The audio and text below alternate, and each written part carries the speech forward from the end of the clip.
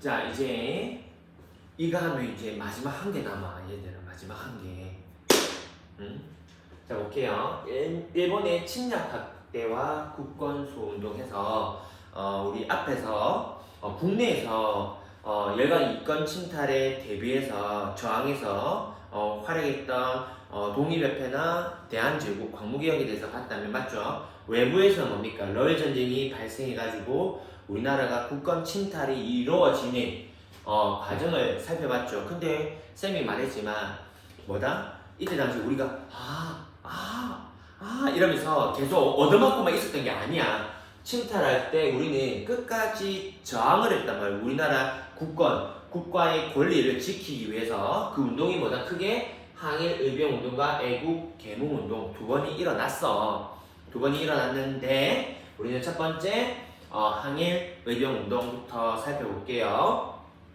선생님이 말했지만 항일의병운동은 위정척사파 친구들이 일으킨 겁니다. 주도한 겁니다. 주도한 거. 이 위정척사파는 배웠죠. 다시 한번 복습해보면 제일 앞에서 뭐니? 흥선대원군이 집권했을 때는 위정척사파는 뭐니? 흥선대원군과 같이 통상수교를 반대했죠. 그래서 뭐다? 사양과 끝까지 싸웁시다. 척화주전론을 펼치면서 그래서 우리나라는 병인양요나 신미양요를 통해서 끝까지 지켜내려고 했잖아. 위정척사파가 맞죠. 그리고 나중에 고종이 직접 친정을 했을 때는 어떠니? 고종이 직접 통치했을 때는 이 일본이 운요배를 이끌고 개항을 요구하잖아. 문 열어라. 이때 위정척사파는 어떻게 했어? 대표적인 위정척사파의 리더가 쌤이 소개해준 게 이 최익현이었죠. 최익현 같은 경우에 대해서 끝까지 저항했잖아.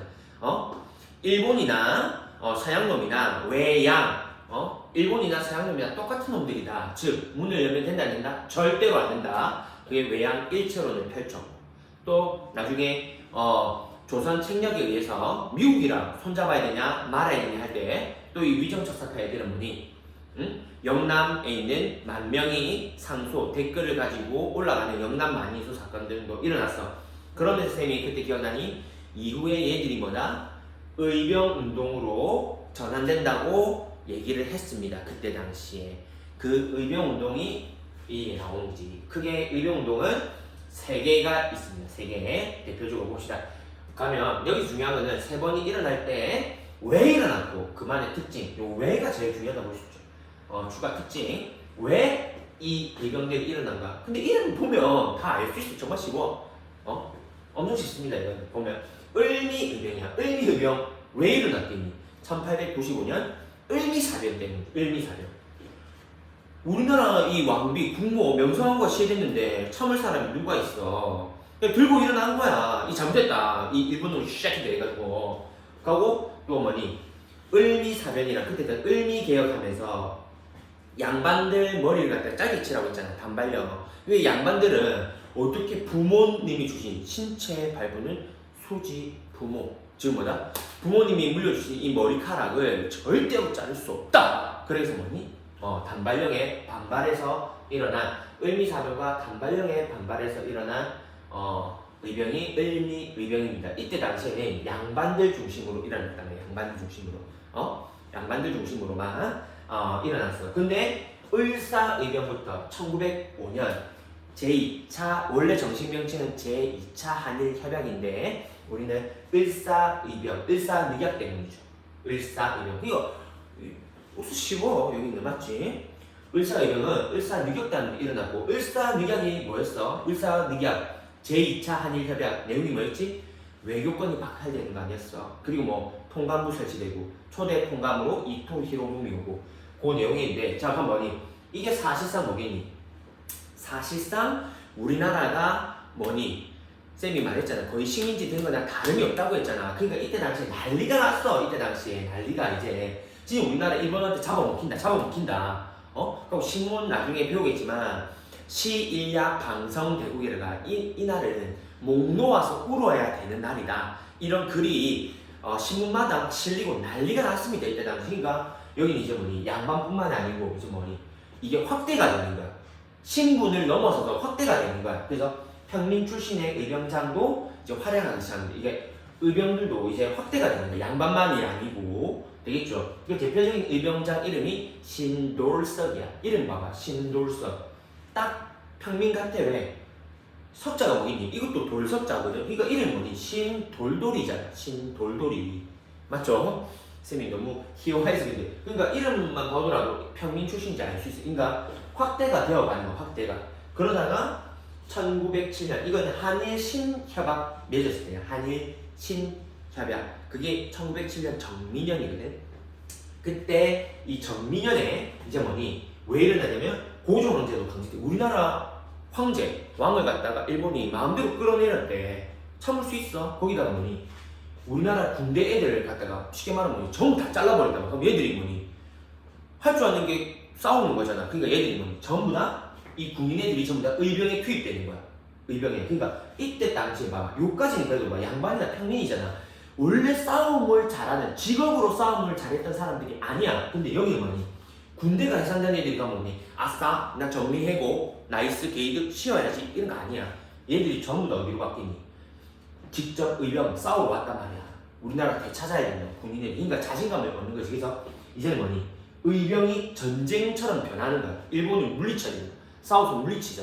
이게 의병이잖아. 의병이 전쟁화되고 13도 창의군이란 말이 뭔 말이냐면 이때 당시에 우리가 행정개편을 쭉쭉 하면서 처음에는 조선이 8도였잖아. 나중에 가보 2차 때 23도. 이때쯤 오면은 전국이 13도였습니다. 13도. 그래서 전국에 있는 이 말이야. 이때 당시에는 13도가 13도였거든. 13개 도에 모든 사람들이 창의라는 말이 뭐냐면 자발적으로 모인 군대다 이 뜻이야. 우리나라를 되찾기 위해서. 전국에 있는 얘들이 봐봐. 전국에 있는 군대가 다 모인 거야. 한번 봐봐. 일본이 장악하고 있는 곳이 어디지? 경북 즉 서울이죠. 그러니까 뭐냐? 서울로 진격해가지고 우리 일본을 몰아내자는 작전, 서울 진공 작전까지 펼칩니다. 펼쳐. 근데 참 안타까운 게 이때 당시에 서울 진공 작전 해가지고 이제 서울을 탈환해야 돼. 이런 얘기. 근데 애들 많이 해주면 유튜브에서는 진짜 싫어하더라. 그래서 이 에피소드를 다 빼니까 또 너무 몸이 건조하고 이거 넣으면 애들 길어진다고 뭐 스킵하고 이래가지고 모르겠다 나. 그래가지고 서울 진국작전 때 이때 당시에 이제 봐봐 점차 모든 대칭이 다 들어오잖아. 근데 우리나라는 아직까지 신분적인 이 벽을 넘지 못했어. 이때 당시에 서울 진공작전 한다고 수많은 전국에 있는 평민, 양반, 심지어 천민도 있었거든. 수많은 이 출신들의 의병들이 다 모였단 말이야. 심지어 군대 해산된 군인들까지 모이는데 회의를 하는데 양반들이 한마디 합니다. 어디 감히 너네 평민이나 천민 주제에 양반들이랑 같이 회의를 한다고? 이건 있을 수 없는 일이야. 나가.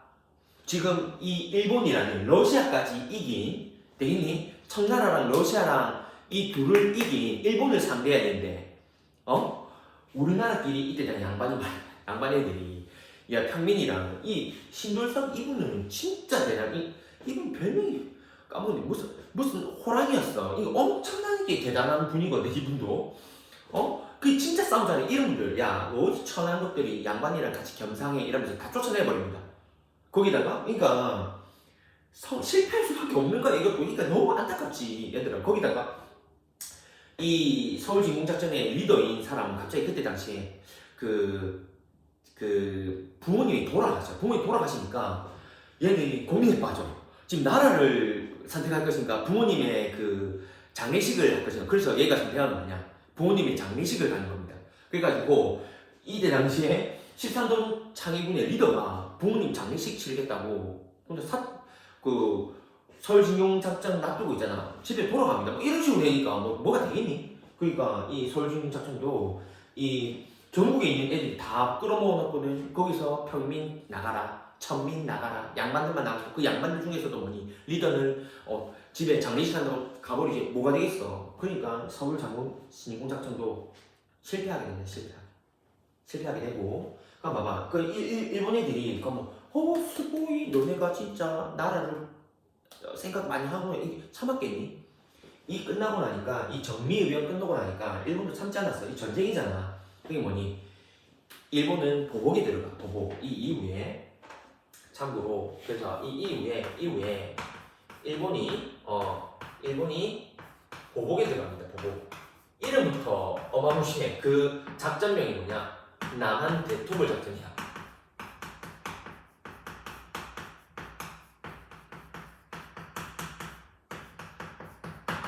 남한 대토 이름부터 무시무시하니 우리나라 다 토벌 그러니까 의병 이런 애들 씨를 말리겠다 이거야. 그러니까 우리나라 애들이 뭐니? 이 땅에 우리나라 내부에서 뭐니? 뭐 독립운동 할 수 있겠어? 의병운동 할 수 있겠어? 없겠죠. 그래서 이 사람들이 도망가서 이제 뭐다? 우리나라에 없으니까 못 있으니까 뭐니? 우리나라랑 가까운 요쪽이 뭐니? 만주죠, 만주. 또 이쪽을 간도라 불렀던 거 기억나? 만주 지역으로 올라가서 이제 뭐 1910년대 넘어가서 우리나라 독립군이 되는 사람들이 의병입니다. 남한 대토벌 작전에 저항해서 국내에 있을 수 없으니까 전부 다 뭐다?